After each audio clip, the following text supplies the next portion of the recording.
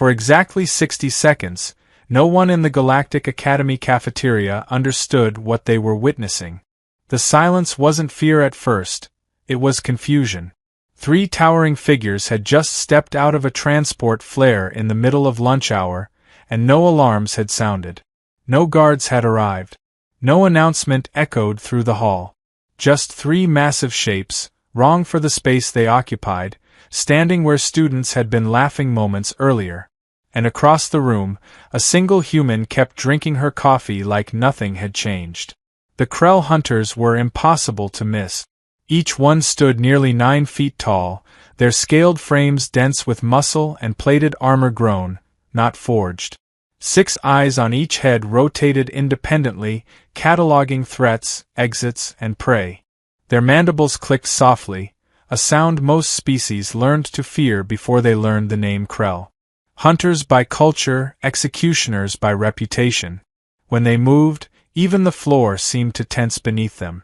Cadet Emma Rodriguez sat alone by the observation window, one boot hooked around the leg of her chair, data pad resting casually in her left hand.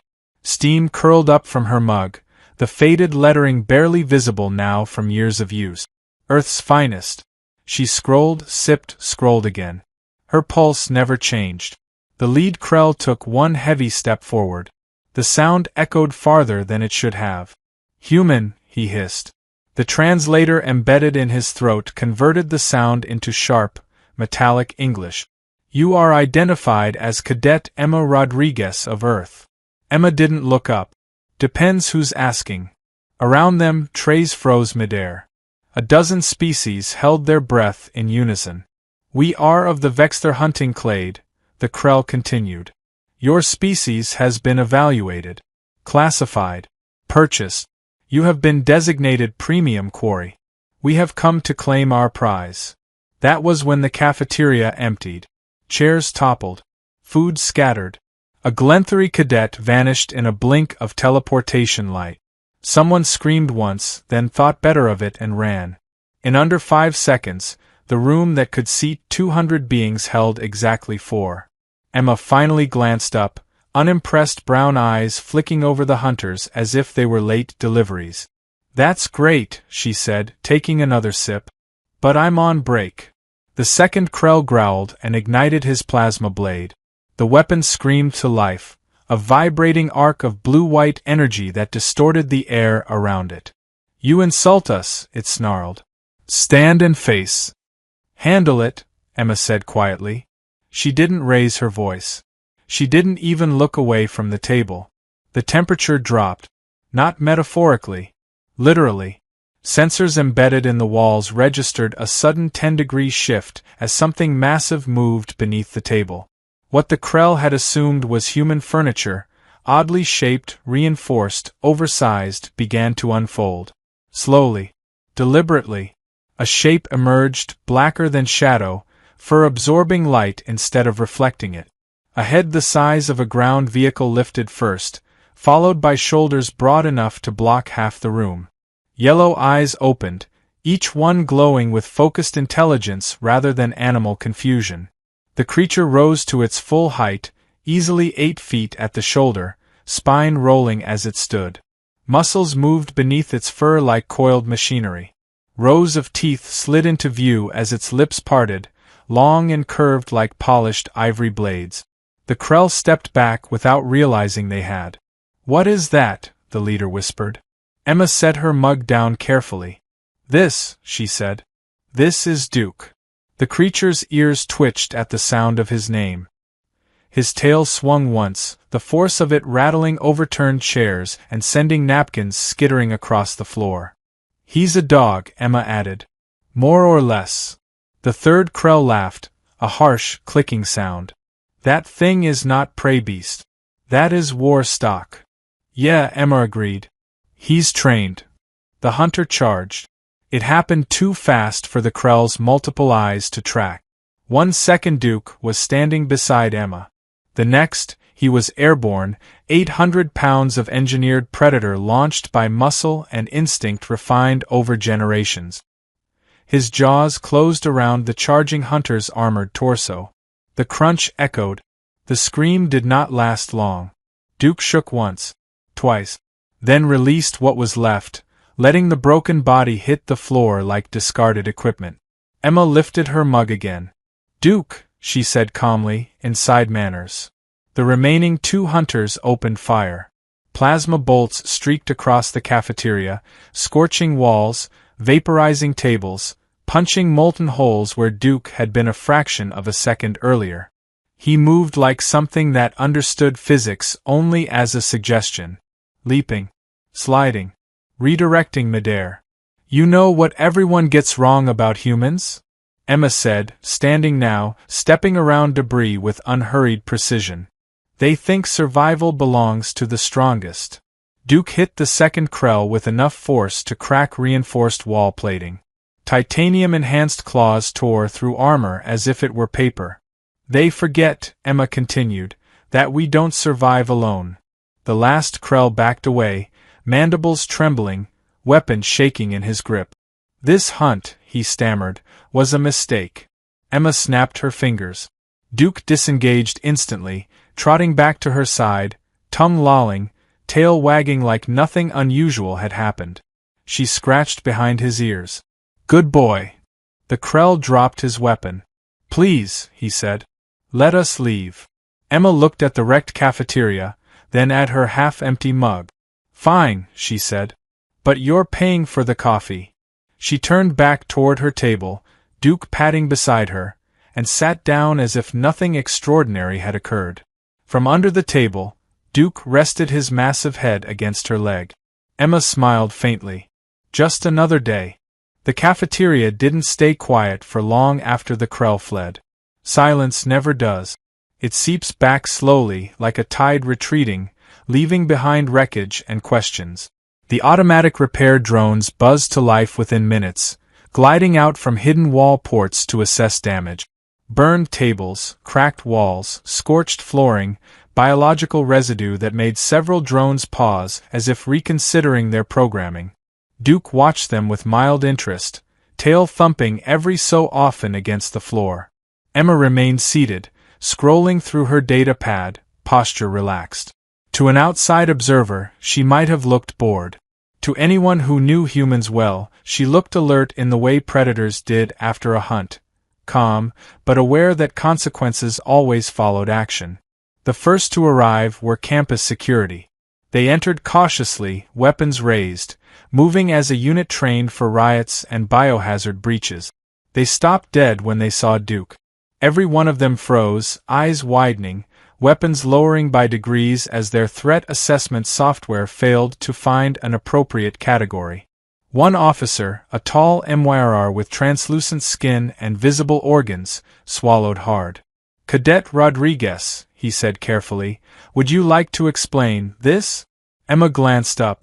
"They interrupted lunch."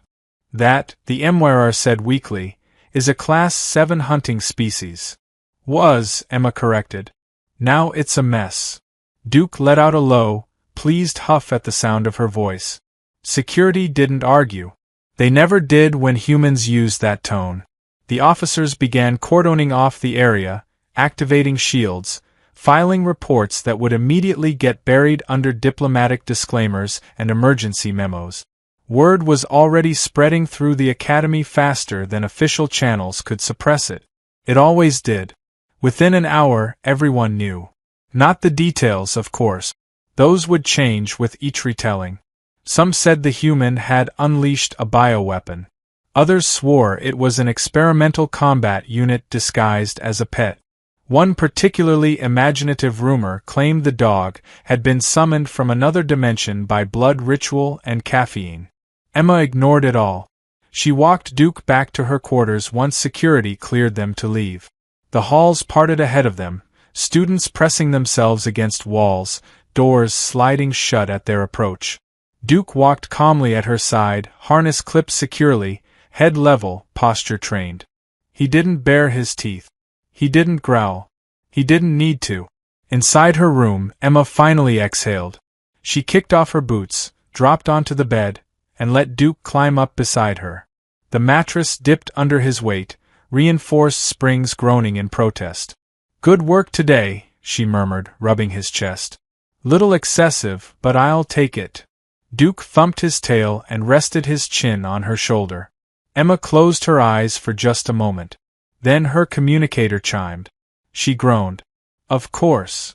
The display projected above her wrist, resolving into the sharp, angular features of Commander Havoc, the Academy's senior tactical liaison. He was old by galactic standards, scarred, and profoundly tired of humans. Rodriguez, he said. My office. Now. She didn't argue. She never did. Arguing implied uncertainty. Commander Havoc's office overlooked the central spire, a panoramic view meant to inspire unity and cooperation. At the moment, it mostly inspired migraines. He stood with his hands clasped behind his back as Emma entered, Duke at her heel. The door sealed behind them. Sit, Havoc said. Emma sat. Duke lay down beside her, massive body curling with surprising grace. Do you understand, Havoc began, the diplomatic nightmare you have caused? Yes, sir. Do you regret it? Emma considered. No, sir. Havoc sighed. Figures. He tapped a control panel, bringing up a holographic projection of the Krell-clade insignia. They filed a formal complaint. Claimed breach of hunting contract, excessive force, and psychological trauma. Duke yawned. Emma raised an eyebrow. They attacked a cadet. They claim you provoked them. I drank coffee. Havoc pinched the bridge of his nose. Human logic remains exhausting. He studied Duke for a long moment. That creature, he said slowly, is not registered as standard companion fauna. No, sir, Emma replied. He's registered as family. Havoc didn't smile. You humans keep using that word like it's a weapon. Sometimes it is. Silence stretched between them. Finally, Havoc spoke again. The Council wants to classify your species as protected from hunt status. Emma looked up sharply. Because of this? Because of what this represents, Havoc said. You didn't bring a weapon. You brought a bond. He dismissed the hologram. The galaxy understands strength. It understands fear. What it does not understand is loyalty engineered through affection. Emma shrugged. Worked for us. Havoc leaned forward. There will be repercussions. Tests. Restrictions. Other species will want to know how many Dukes humanity has. Emma met his gaze evenly. Enough.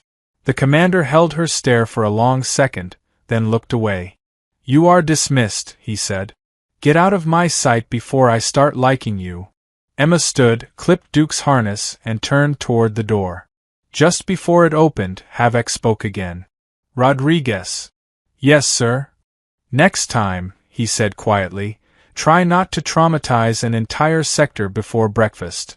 Emma smiled faintly. No promises. She walked out, Duke padding beside her, unaware that somewhere far beyond the academy, hunting guilds were revising centuries-old doctrines. Threat models were being rewritten. Human files were being reclassified. Red warnings replaced yellow curiosity.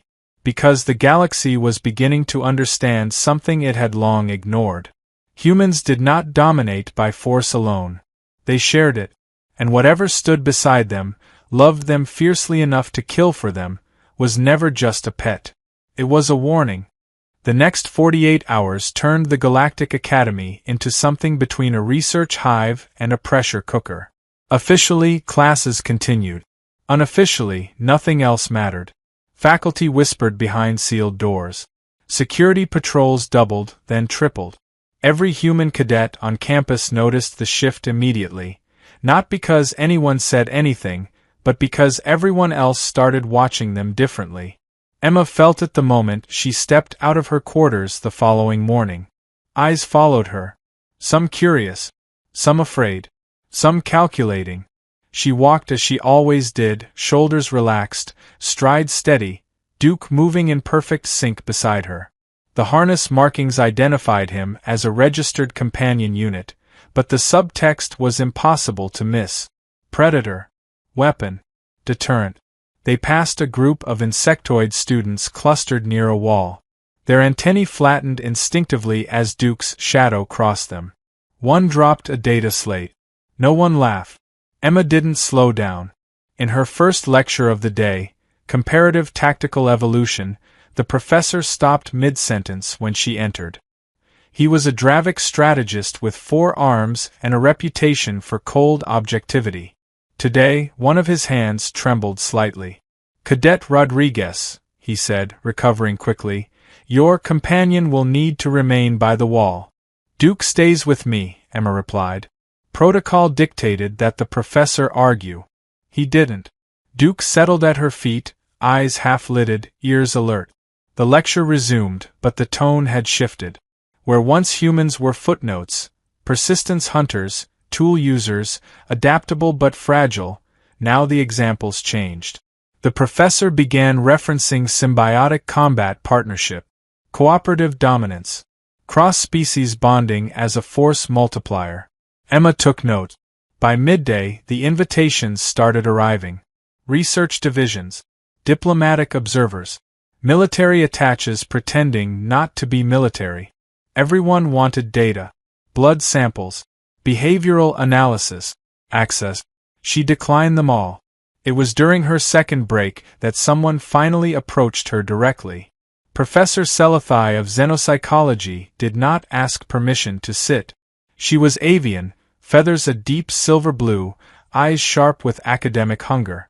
"You understand," SciFi said, folding her wings neatly, "that what you demonstrated was not violence. It was narrative disruption." Emma sipped her drink. "I've been accused of worse. For centuries," SciFi continued, "the dominant galactic story has been simple. Strength is visible. Danger announces itself. Predators hunt alone." She tilted her head toward Duke. "You shattered that." Emma shrugged. "We call it having friends." SciFi clicked her beak thoughtfully. "The Krell are not afraid of your dog. They are afraid of what he represents. And that is choice," SciFi said. "The fact that something capable of annihilating them chose to obey you because it loves you." Duke's tail thumped once at the word. SciFi's feathers rippled. "That terrifies them more than claws ever could." The alarms sounded an hour later. Not evacuation alarms. Those were loud, panicked, chaotic. These were controlled. Surgical. The kind that meant something had already gone wrong. Emma was on her feet before the first announcement finished. Duke was moving before she was. Security corridors sealed in sections, redirecting foot traffic. Faculty were ushered into shielded chambers. Students were instructed, calmly, falsely, that this was a drill. Emma didn't believe it. Neither did Duke. They reached the atrium just as the holographic feed activated. A Krell insignia rotated in the air, fractured and distorted. The lead speaker was not from Vexther. It was worse. "We address the Academy Council," the voice rasped, "and the human known as Rodriguez." Emma crossed her arms. Took them long enough. Havoc appeared beside her, jaw tight. "This transmission bypassed 6 security layers." The Krell speaker continued. "Your actions have disrupted the hunt accords. Our clans demand restitution." "What kind?" Emma asked. The answer came with a flicker of new images. Heavily armed Krell vessels assembling at the edge of controlled space. Not an invasion. A demonstration. "You will surrender the beast," the speaker said. "And submit to assessment. Or the accords will be enforced by blood." The atrium erupted in noise. Faculty shouted. Students panicked. Security officers raised weapons they knew would do very little. Emma felt Duke press closer to her leg. She knelt, resting her forehead briefly against his massive skull.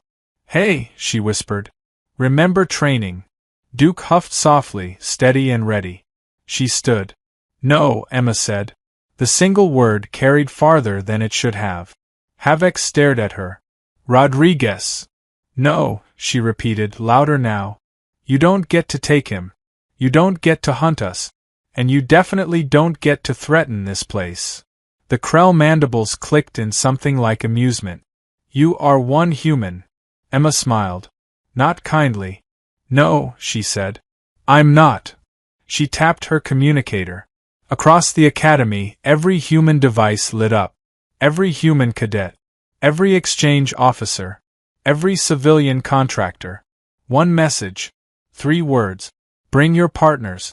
Minutes later, the atmosphere changed. Not with explosions. Not with weapons fire. With footsteps. Heavy ones. Light ones.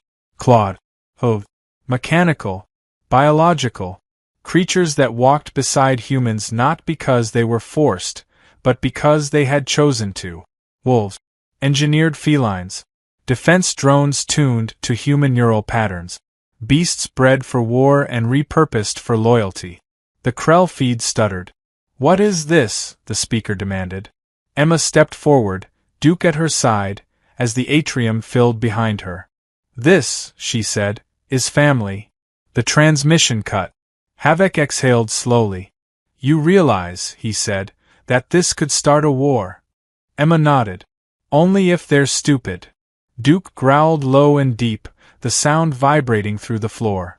Far away, Krell commanders began recalculating their odds. For the first time, they realized something vital. Humans never fought alone. The atrium no longer felt like part of the academy.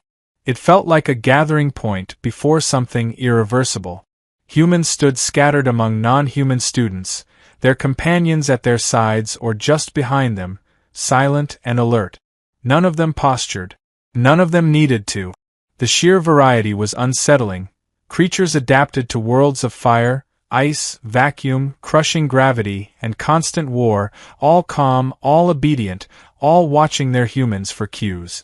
Emma stood at the front, Duke's massive presence anchoring her like gravity.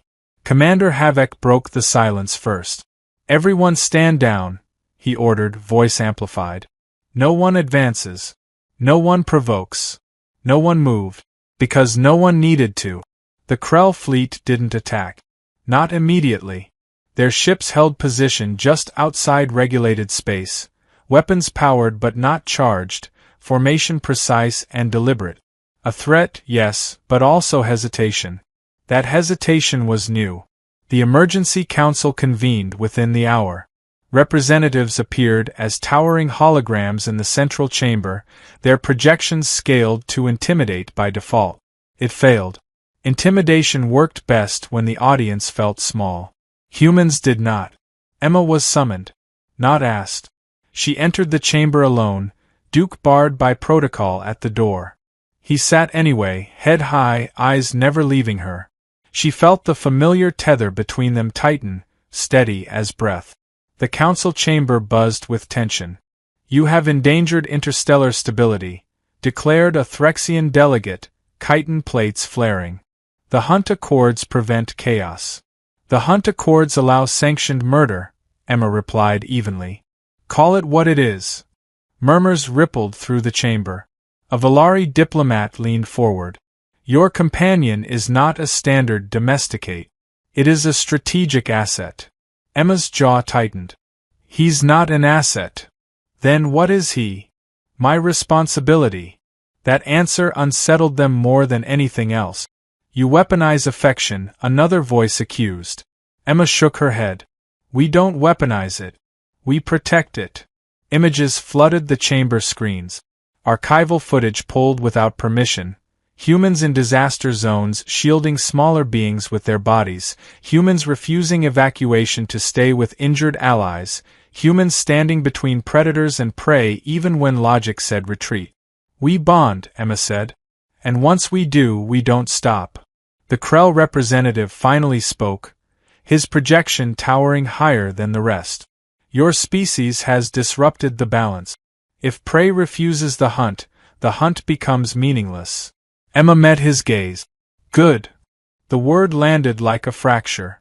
Havoc watched from the edge of the chamber, saying nothing. He knew where this was going.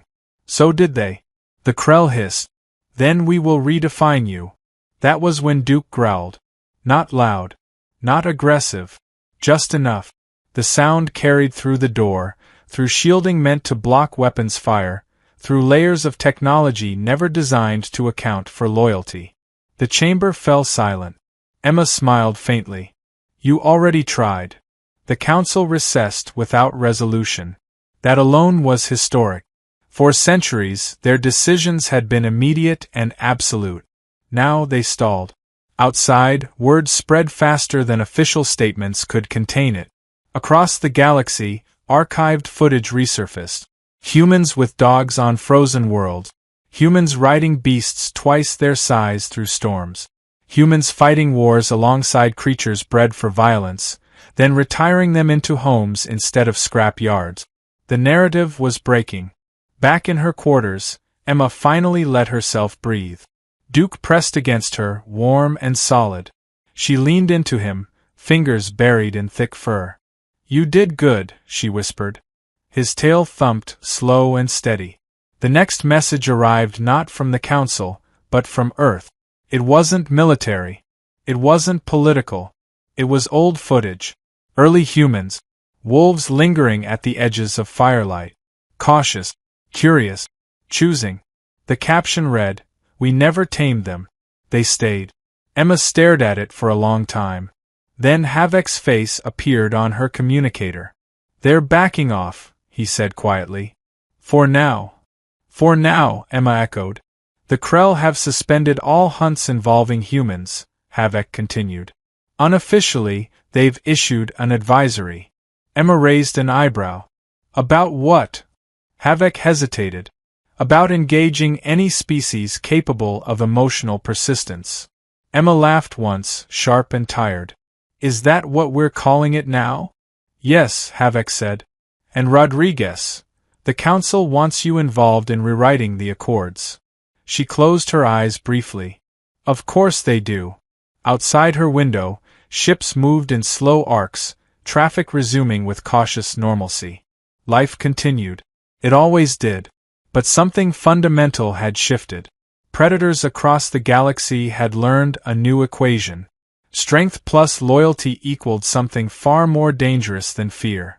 Duke rested his head on her knee. "Looks like we started something," Emma murmured. His tail thumped again. Far away, in hunting halls carved from bone and steel, clans whispered new warnings to their young. Do not hunt humans. Not because they are weak, but because whatever walks beside them will never stop coming. The galaxy did not change overnight. It never did. Civilizations moved slowly, like continental plates grinding against one another, and the damage only became visible long after the pressure built. But within days of the Krell retreat, the fault lines began to show. Hunting guilds suspended operations in sectors that contained even a single human colony. Not officially, nothing was ever official at first, but quietly, cautiously. Contracts were delayed. Payments refunded. Risk assessments rewritten with unfamiliar language. Emotional cohesion. Companion amplification. Unpredictable retaliation vectors. Species that had once scoffed at humanity's fragility now watched Earth with academic fascination and something dangerously close to respect. Emma noticed the change in small ways. In the training yards, instructors no longer corrected her posture with casual disdain. They asked questions.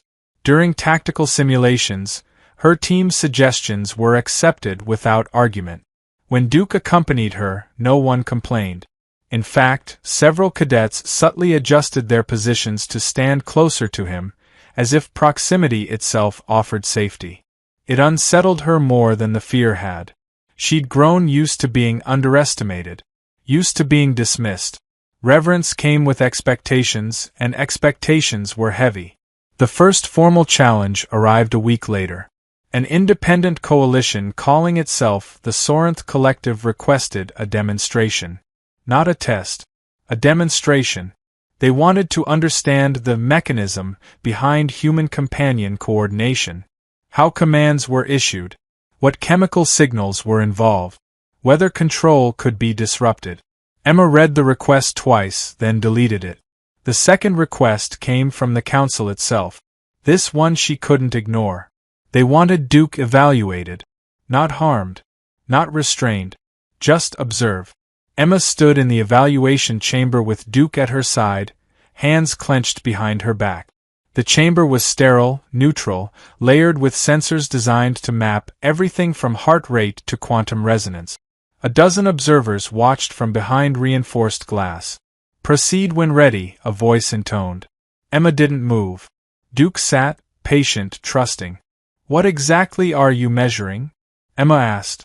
"Behavioral synchronization," the voice replied. "Threat response latency.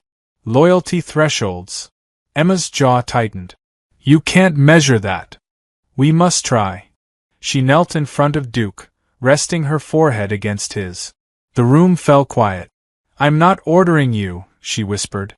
"I'm asking." Duke huffed softly. She stood and took 3 steps back. The chamber released a controlled stimulus.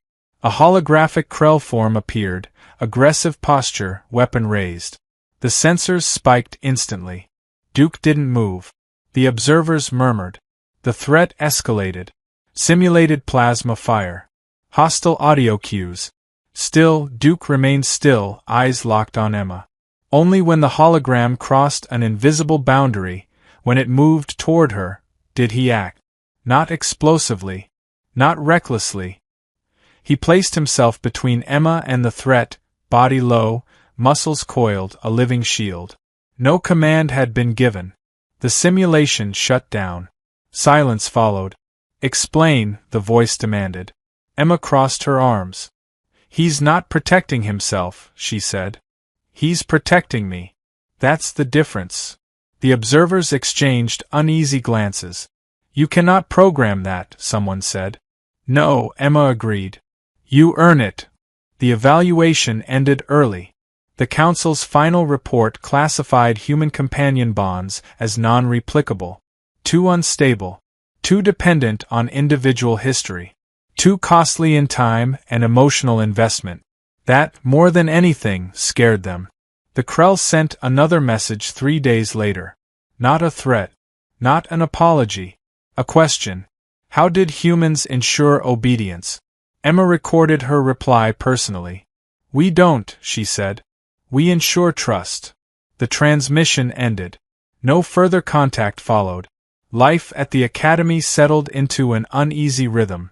Classes resumed. Research continued. But something intangible lingered in the air, like the quiet after thunder.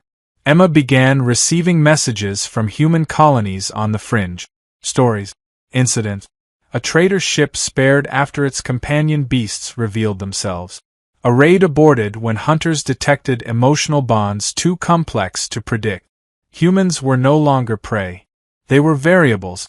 One evening, as Emma and Duke walked along the observation ring, stars sliding past like scattered embers, Havoc joined them. "You know," he said, hands clasped behind his back, "the Council is considering a new classification." Emma didn't look at him. "Let me guess. Apex allies." "Something like that," Havoc said. "A species whose true threat cannot be separated from what stands beside them." Duke leaned into Emma's leg. "They're also worried," Havoc added, "about what happens if someone harms one of your companions." Emma stopped walking. Her voice was quiet. "Then they learn why we say we never forget." Havoc nodded slowly. "I thought as much." They stood in silence for a while, watching a distant star collapse into brilliance.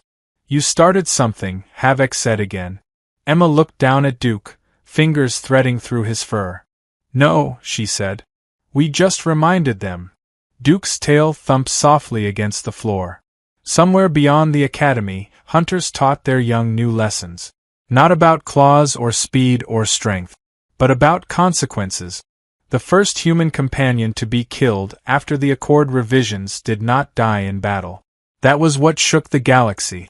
It happened on the edge of the Darsuan trade corridor, far from the Academy, far from politics and observers.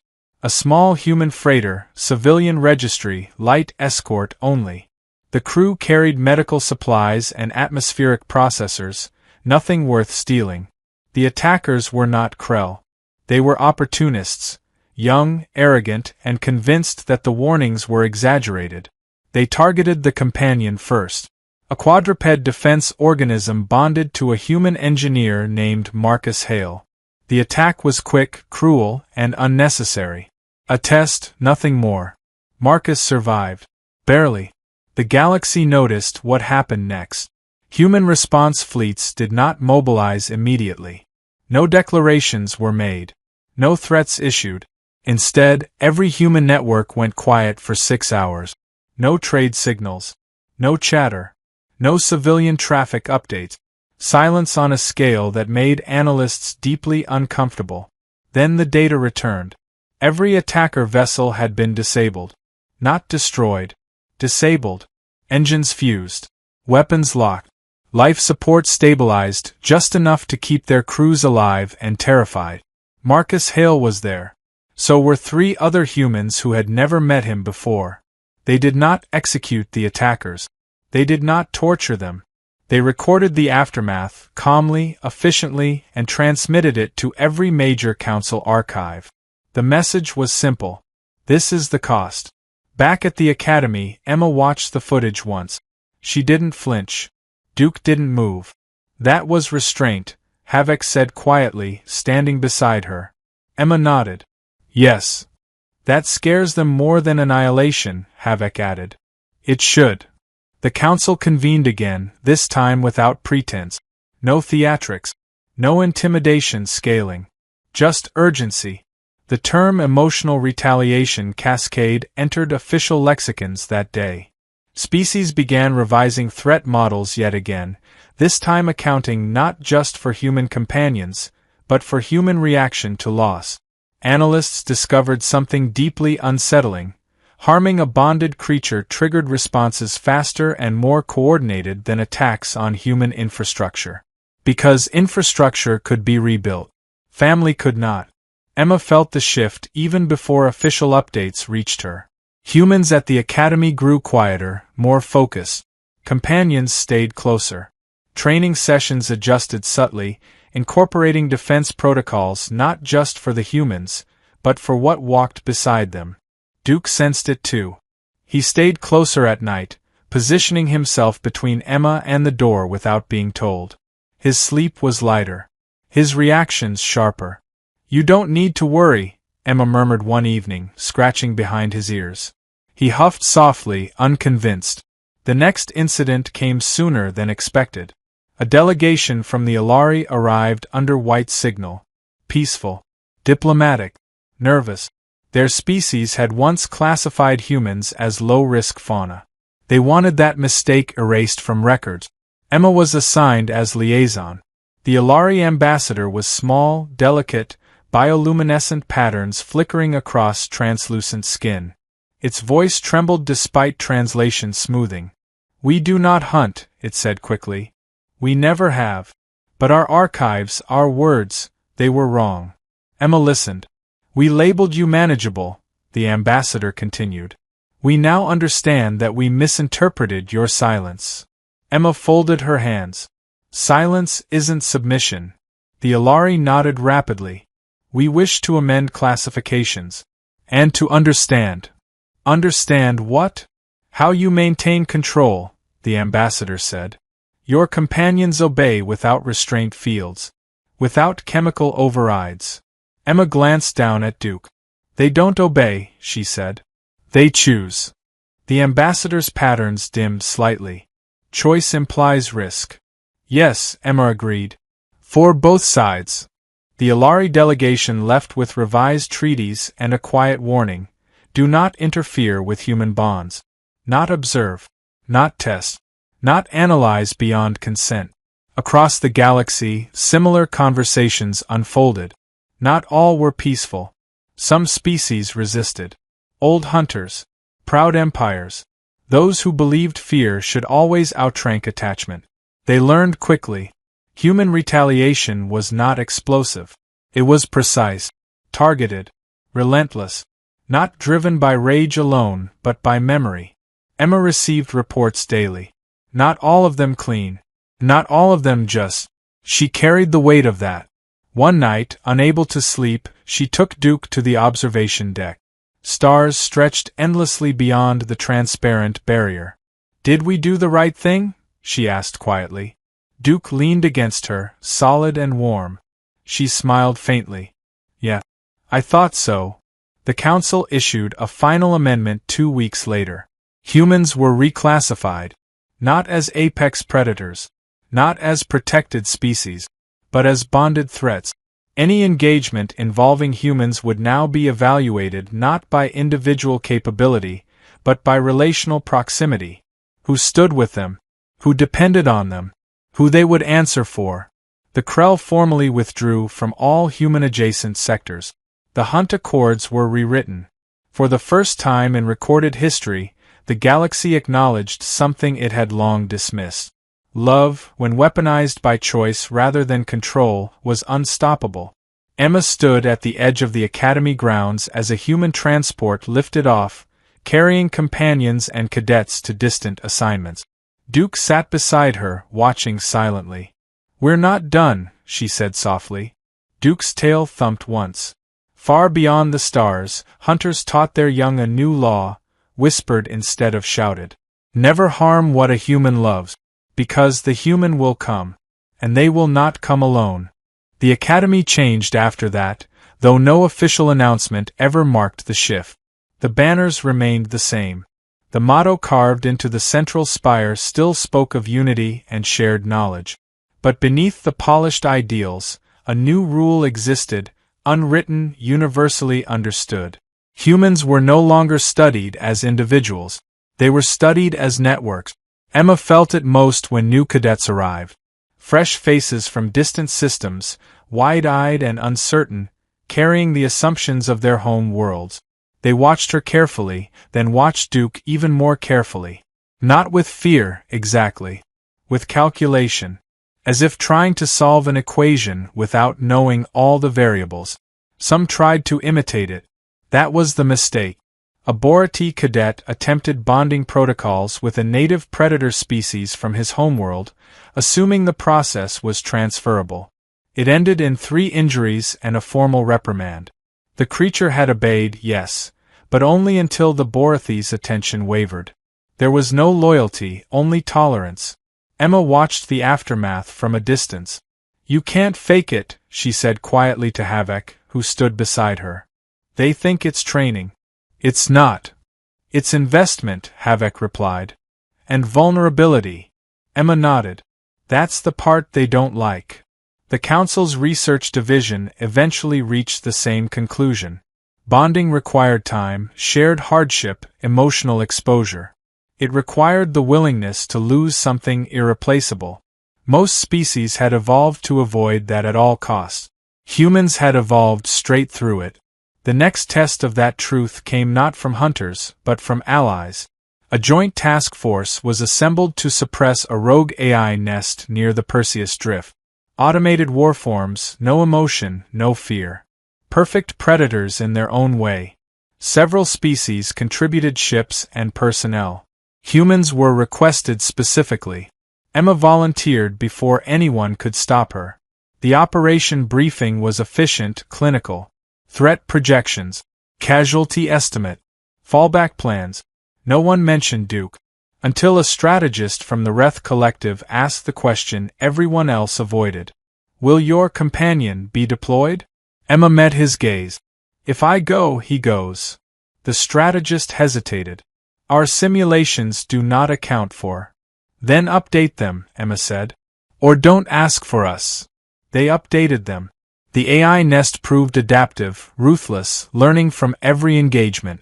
It anticipated tactics, countered formations, exploited hesitation. The task force stalled within hours. Machines did not fear death. But they also did not understand loyalty. When Duke charged into the chaos, flanked by human units who moved with him rather than around him, the AI miscalculated. It treated him as an isolated asset. It paid for that error. Emma coordinated not just human squads, but the flow of trust between them. Commands were minimal. Signals intuitive. Duke moved where she needed him before words formed. The nest collapsed within minutes. Afterward, the Wrath strategist approached Emma in silence, mandibles twitching. "You did not command," he said slowly. "You invited." Emma wiped synthetic oil from her sleeve. "That's the difference. The report circulated fast. Machine intelligence, it concluded, struggled against human companion units due to non-linear cooperation. Emotional prediction models failed. Risk assessments collapsed under irrational loyalty responses. In simpler terms, you couldn't outthink something that wasn't thinking alone. The Academy began offering new electives: relational warfare theory, cooperative dominance models, emotional persistence under fire. Human instructors were requested. Some refused. Some accepted reluctantly. None pretended to have all the answers. Emma taught one class. She stood at the front, Duke resting at her feet, and spoke plainly. "You don't need to copy us," she told the assembled cadets. "You won't succeed if you try. What you need to understand is that humans don't separate survival from connection." A student raised a limb. "Is that why you retaliate so strongly?" Emma paused. "No," she said. "It's why we remember." The room went quiet. Later that night, Emma received a message marked priority. Origin, Earth. Not command. Not council. Civilian. A child's voice filled the room, recorded and nervous. "Hi. My name is Lila. I heard you have a big dog in space.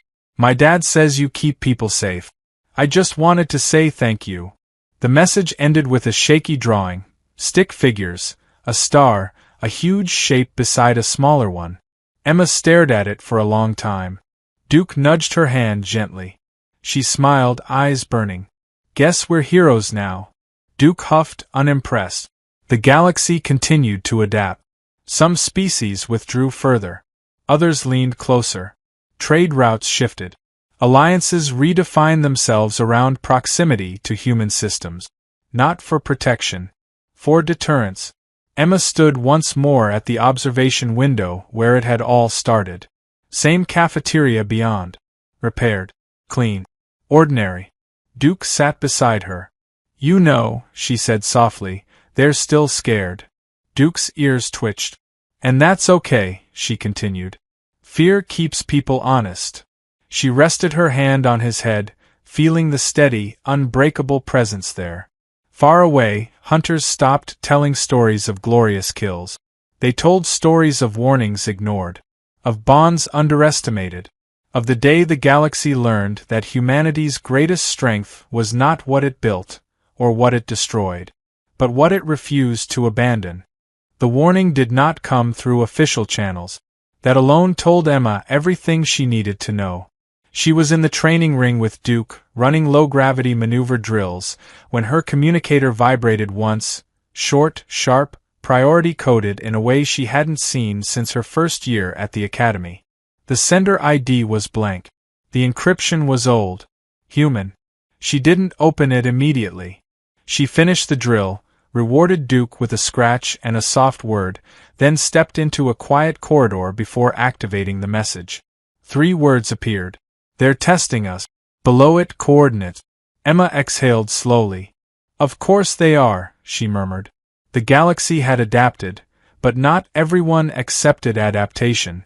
There were always those who believed rules were only meaningful until broken hard enough. Those who needed proof, not warnings. Those who saw restraint as weakness. This test wouldn't be loud. It wouldn't be dramatic. It would be personal. Emma requested leave without explanation.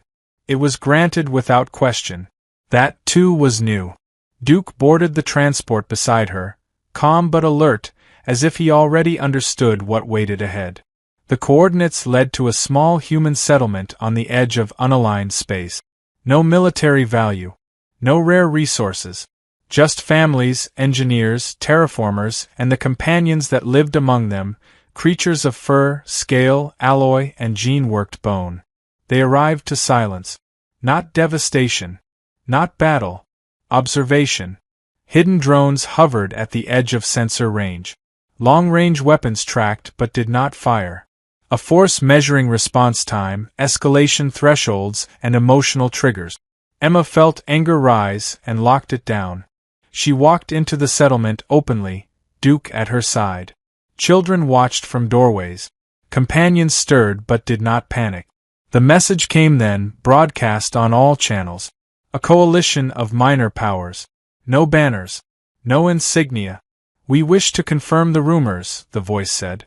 Nothing more. Nothing less. Emma stepped into the open. You're close enough, she replied. Test completed.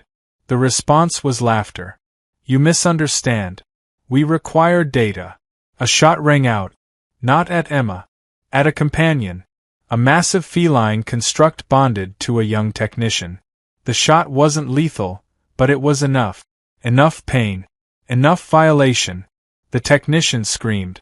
Emma didn't shout. Didn't run. She placed one hand on Duke's head.